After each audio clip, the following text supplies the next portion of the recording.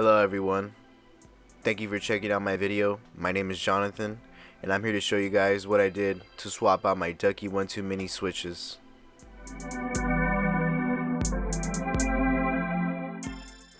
We're going to start off the video with a quick unboxing. These are just a couple of items that I ordered through Amazon to do this quick swap.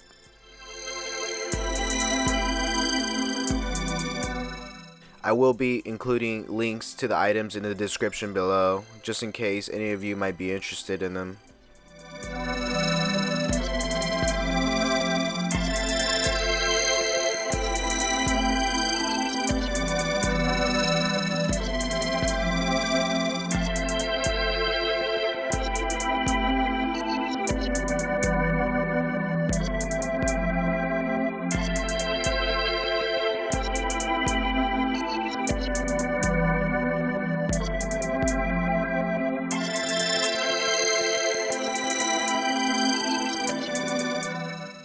So I got a bundle of brand new switches in the box, some soldering wire, and a soldering kit.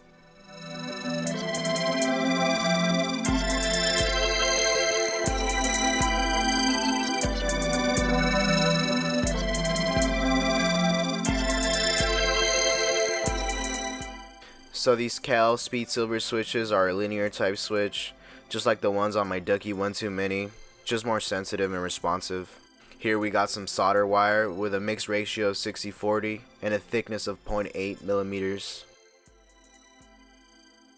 So this is my soldering iron kit, which I got through Amazon. It's a 26 item kit. Pretty much what I'll be using out of this kit would just be the iron itself, the stand, the desoldering pump, and the sponge.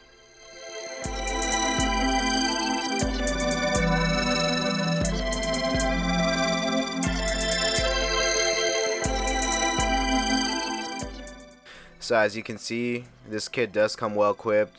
It even includes a multimeter. This thing will definitely come in handy for future projects.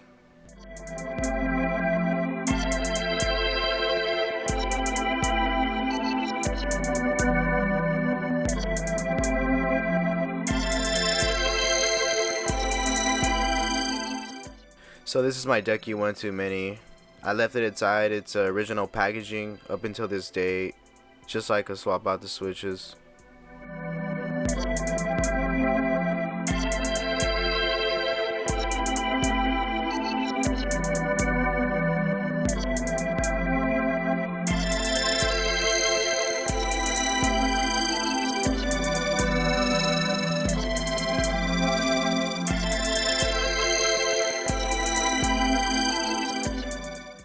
So these are my matrix PBT double shot keycaps that I will be putting on my Ducky 1-2 mini at the end of the video.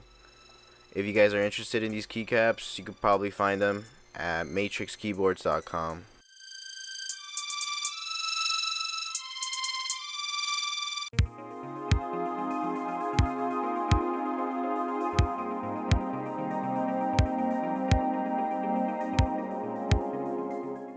So here I am, removing the keycaps on my Ducky 1-2 mini, so I can expose the 6 screws that I need to get to remove the board from the case.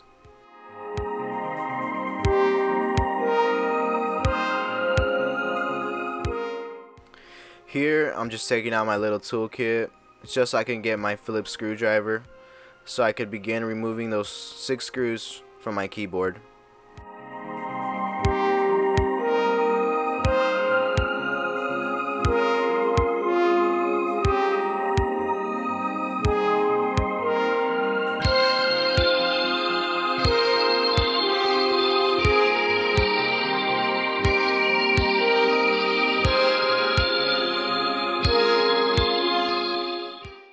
Here I'm just removing these screws, but they don't seem to come out due to the fact that they're small and they get stuck on the board. So just flip it over, they should come out.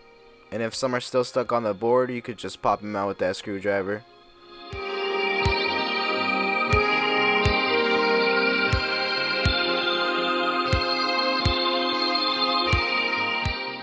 So we got 60 switches total here, 2 soldering points for every single switch.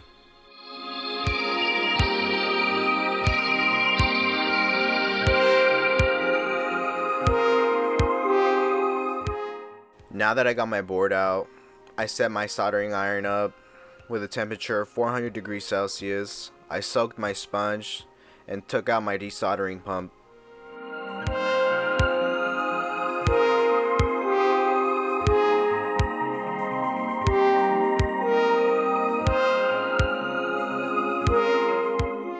So up until this point, I had desoldered quite a few switches already. Here I'm just showing you the little technique that I was using to remove the switches.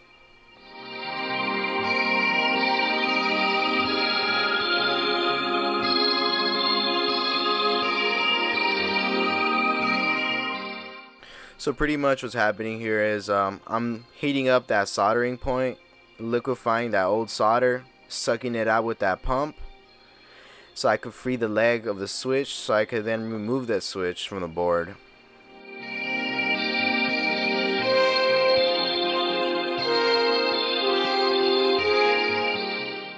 So pretty much once you're done desoldering those 2 points of the switch, you can easily pop it out just like so.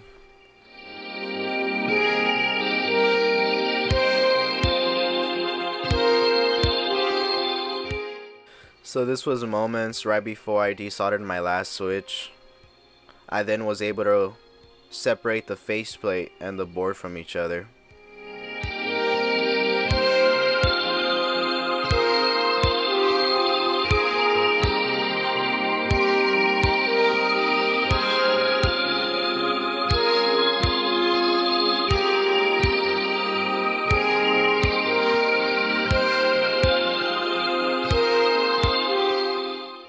These are the Kailh Speed Pro Burgundy switches that were originally on my Ducky 1.2 Mini.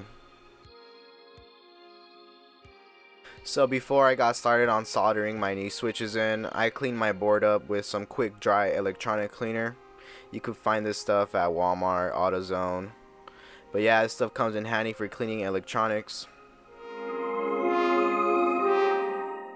Here, I'm just attaching my brand new switches onto the faceplate so I could get this thing ready to go.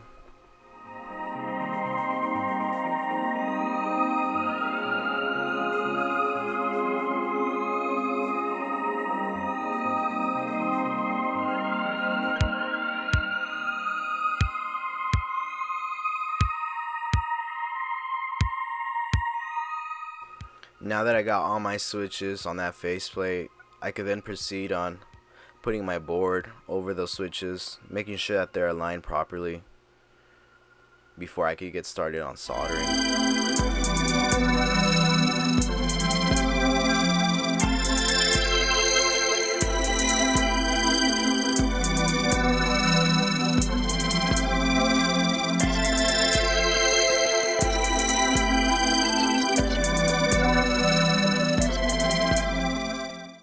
Now we're all set to start soldering these switches onto this board.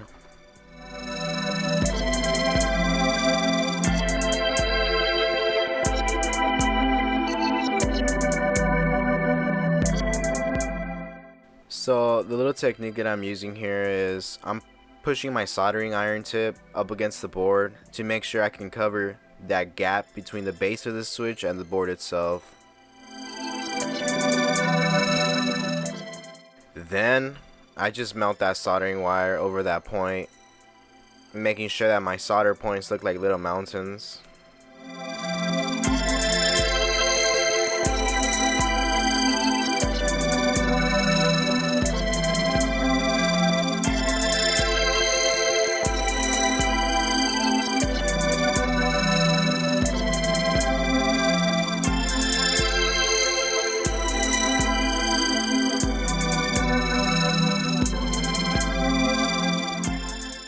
So here I'm soldering my last switch on that top row, just making sure that my soldering points look good, that there's no gaps in between the base of the switch and the board.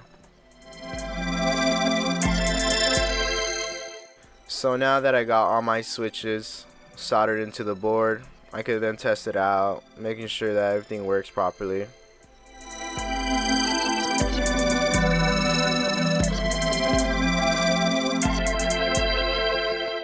So now I can attach the board back in its case and get those screws on.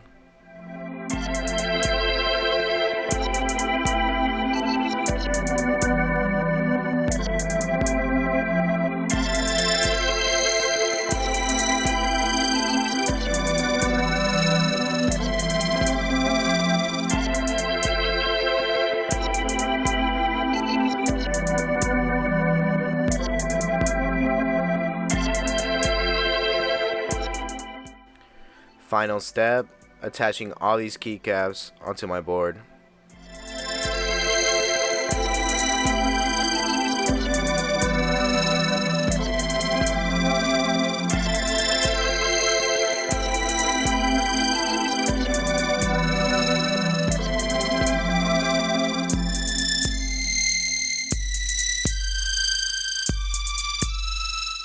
I have no plans on looping this board. I'm just gonna keep it stock.